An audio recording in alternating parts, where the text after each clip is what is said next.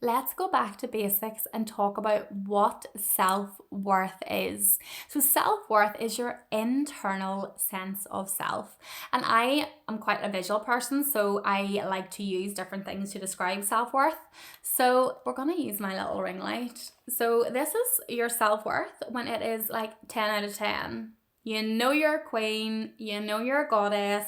And this is not from like an egotistical, like I love myself, but this is actually I love myself. I genuinely love who I am.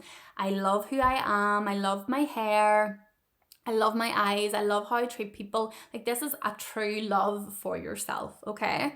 Now, your self worth will be affected by different things in life. And generally, it's between the years of 0 to 7, whenever your brain is just absorbing everything like a little sponge. And, this is just like, everything, how you're treated, how you're spoken to, if you're left to cry for long periods, if you're not shown emotion, if your needs aren't, met physically, emotionally, if you've underwent any type of abuse, that is going to have an impact on your self-worth.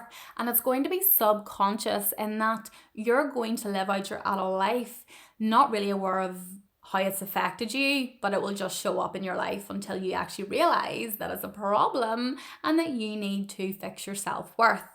So whenever then, as I listed all the different things that could impact your self-worth, it just gets a wee bit dimmer and a wee bit dimmer. And maybe you don't feel like you're good enough for that job, or you don't think that you're good enough for that person, or you look in the mirror and you just think, oh my word, I feel like an absolute piece of SH1T, and self-worth goes. So you're just like, I'm just going to hide now.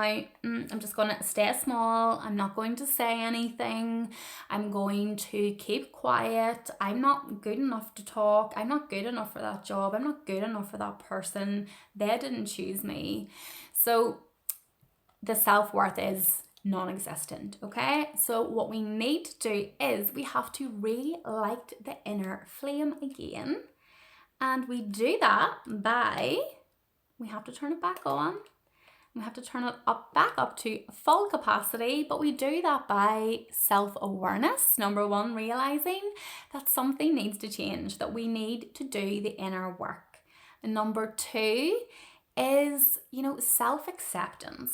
It's about looking back at our life and seeing if there's anything that we need to deal with or we need to process to enable us to move forward. So we have to deal and feel and heal. And then it's about, loving ourselves, trusting ourselves, regulating ourselves.